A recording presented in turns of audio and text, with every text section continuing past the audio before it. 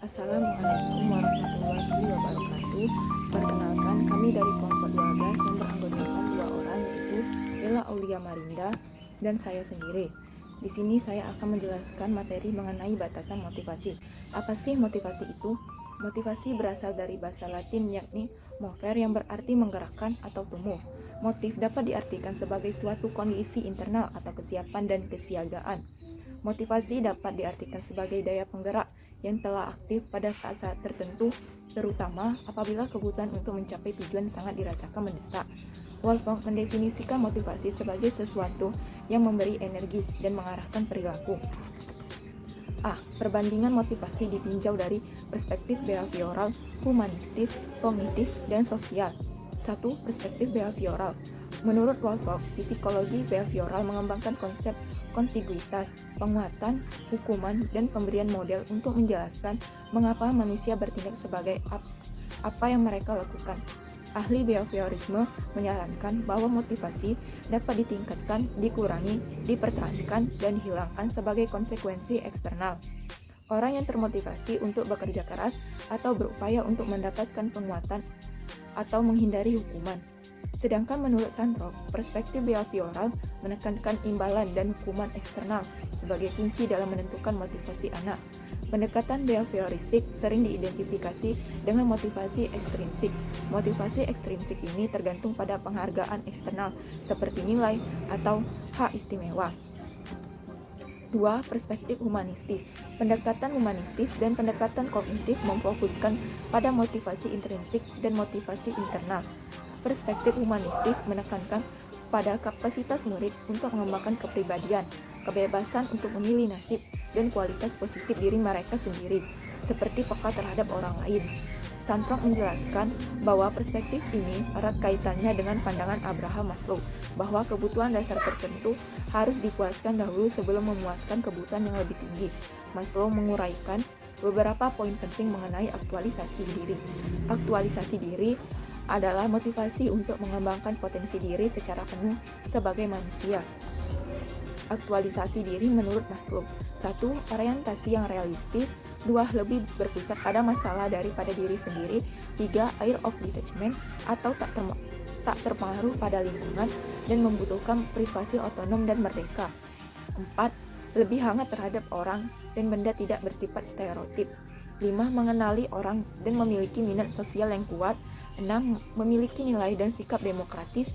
7. Memiliki tingkat kreativitas yang tinggi. 3. Perspektif kognitif. Menurut Hansen, pendekatan kognitif didasarkan pada asumsi bahwa persepsi dan pikiran orang mengenai aktivitas dan peristiwa atau sumber intrinsik mempengaruhi cara merespon. Perspektif kognitif juga menekankan arti penting dari penentuan tujuan, perencanaan, dan monitoring kemajuan menuju suatu tujuan. Lebih lanjut bahwa perspektif kognitif mencakup 1. Teori atribusi.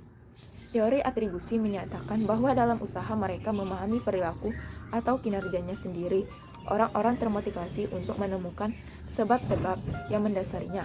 Bernard Weiner mengidentifikasi 3 dimensi atribusi. 1. Lokus. Persepsi murid tentang kesuksesan atau kegagalan sebagai akibat dari faktor internal maupun eksternal yang memengaruhi harga diri murid. 2. Kemampuan. Persepsi murid mengenai stabilitas dari suatu sebab yang mempengaruhi harapan kesuksesannya. Yang ketiga, daya kontrol. Persepsi murid terhadap daya kontrol atas suatu sebab berhubungan dengan sejumlah hasil emosional seperti kemarahan, rasa bersalah, rasa kasihan, dan malu. 2. Teori motivasi berprestasi. Motivasi berprestasi adalah kebutuhan untuk mendapatkan yang terbaik yang ingin dicapai seseorang tanpa memandang reward eksternal. Dalam kamus psikologi motivasi berprestasi diartikan sebagai 1. Kecenderungan memperjuangkan kesuksesan atau memperoleh hasil yang didambakan. 2. Keterlibatan ego dalam suatu tugas. 3. Pengharapan untuk sukses dalam melaksanakan suatu tugas yang diungkapkan oleh reaksi subjek pada tes fantasi. 4. Motif untuk mengatasi rintangan-rintangan atau berusaha melaksanakan secepat dan sebaik mungkin pekerjaan yang sulit. 3. Teori kognitif sosial.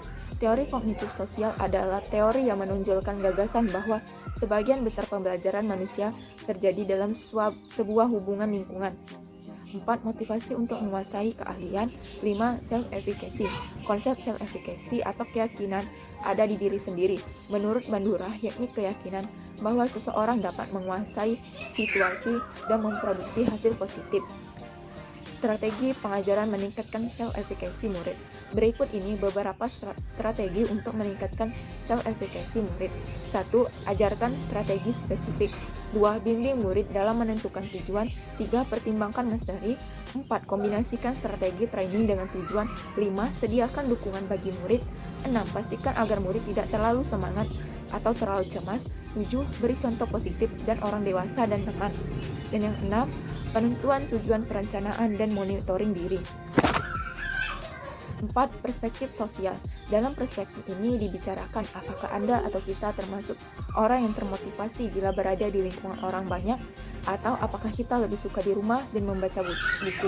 Kebutuhan afiliasi atau keterhubungan adalah motif untuk berhubung dengan orang lain secara aman. Ahrens mengemukakan 4 perspektif mengenai motivasi, yaitu 1. Teori penguatan Skinner.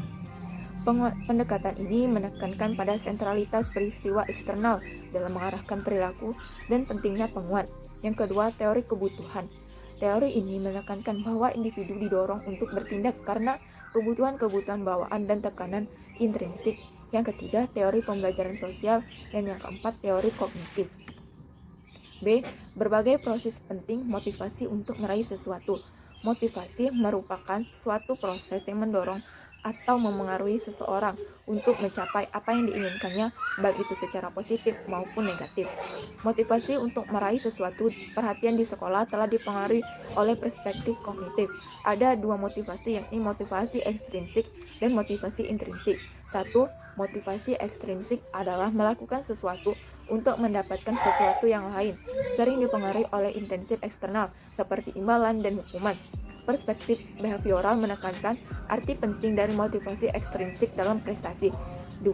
Motivasi intrinsik adalah motivasi internal untuk melakukan sesuatu demi sesuatu itu sendiri atau tujuan itu sendiri.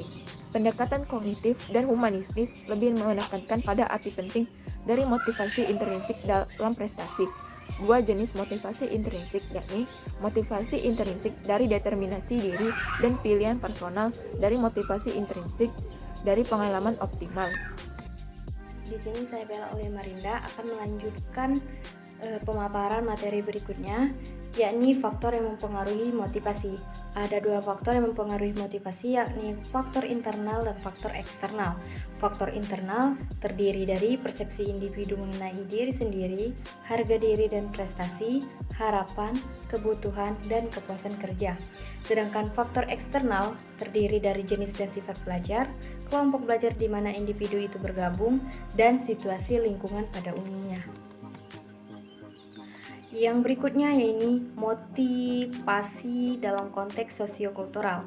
Teori sosiokultural merupakan sebuah teori yang menekankan adanya interaksi antar manusia di dalam suatu budaya.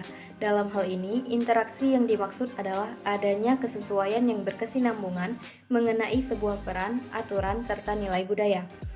Perspektif sosiokultural akan muncul dan digambarkan melalui dampak dari adanya second language dan berpengaruh dalam konteks sosial. Berikutnya, motivasi membantu siswa berprestasi rendah dan sulit didekati. Jerry Brophy 1998 mendeskripsikan strategi untuk meningkatkan motivasi. Ada 4 jenis. Yang pertama, murid yang tidak bersemangat. Murid berprestasi rendah dengan kemampuan rendah yang kesulitan untuk mengikuti pelajaran dan punya ekspektasi yang rendah. Murid dengan sindrom kegagalan dan murid yang terobsesi untuk melindungi harga dirinya dengan menghindari kegagalan. Yang kedua yakni murid berprestasi rendah dengan tingkat ekspektasi yang rendah. Murid jenis ini perlu terus-menerus diyakinkan bahwa mereka bisa mencapai tujuan dan menghadapi tantangan yang telah kita tentukan untuk mereka, dan kita perlu membantu mereka untuk mencapai kesuksesan mereka. Yang ketiga yakni murid dengan sindrom kegagalan. Murid dengan sindrom kegagalan adalah murid yang memiliki ekspektasi rendah untuk meraih kesuksesan dan menyerah saat menghadapi kesulitan di awal. Yang terakhir yakni murid yang termotivasi untuk melindungi harga dirinya dengan menghindari kegagalan adalah tidak mau mencoba. Berikut ini beberapa strategi mereka untuk melindungi diri dan menghindari kegagalan. Yang pertama yaitu non-performance, yang kedua berpura-pura agar tidak dikritik, yang ketiga menunda-nunda, dan terakhir menentukan tujuan. Martin Covington mengusulkan sejumlah strategi untuk membantu murid mengurangi kesibukannya untuk melindungi harga dirinya dan menghindari kegagalan. Yang pertama yaitu beri murid tugas yang menarik dan memicu rasa ingin tahu mereka.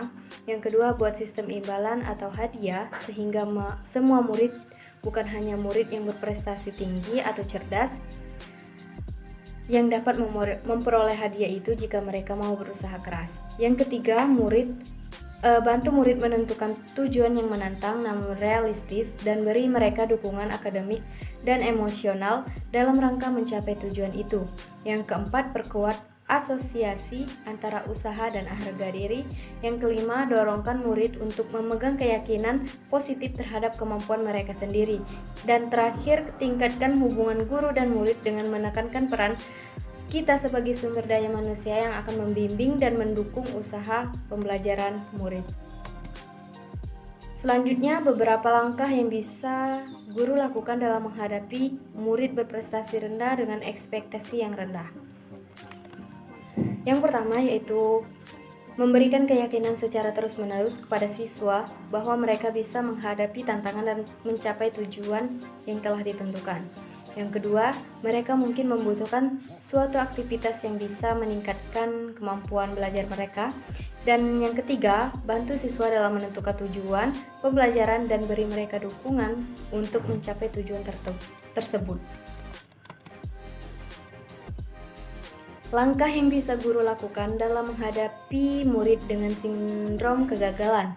Yang pertama yaitu retraining kecakapan, yaitu dengan meningkatkan persepsi kecakapan diri siswa, mengajari siswa menentukan dan berjuang untuk mencapai tujuan yang spesifik, menantang, dan realistis. Yang kedua, retraining atribusi dan orientasi prestasi siswa, mengajari siswa menghubungkan kegagalan dengan faktor-faktor yang dapat diubah, seperti pengetahuan dan strategi yang tidak efektif. Yang ketiga, training strategi, yaitu dengan meningkatkan strategi dengan keahlian tugas dan bidang pembelajaran. Selanjutnya, langkah yang bisa dilakukan guru dalam menghadapi murid yang terobsesi untuk melindungi harga dirinya dengan menghindari kegagalan. Yang pertama, beri murid tugas yang menarik dan memicu rasa ingin tahu mereka. Yang kedua, buat sistem hadiah. Yang ketiga, perkuat asosiasi antara usaha dan harga diri. Yang keempat, dorong siswa untuk memegang keyakinan positif bahwa mereka mampu untuk menghadapi itu. Yang kelima, tingkatkan hubungan antara guru dan siswa. Dalam hal ini, Brophy 1998 percaya bahwa problem motivasi yang paling sulit adalah siswa yang apatis, tidak tertarik belajar, atau menjauhkan diri dari pembelajaran sekolah. Berikut ini beberapa cara untuk mendekati siswa yang tidak tertarik dengan belajar atau teralienasi untuk belajar. Yang pertama yaitu kembangkan hubungan yang positif dengan siswa. Yang kedua, buat suasana di sekolah menjadi menarik. Yang ketiga, ajari mereka strategi untuk membuat belajar menjadi menyenangkan. Yang keempat, pertimbangkan penggunaan mentor.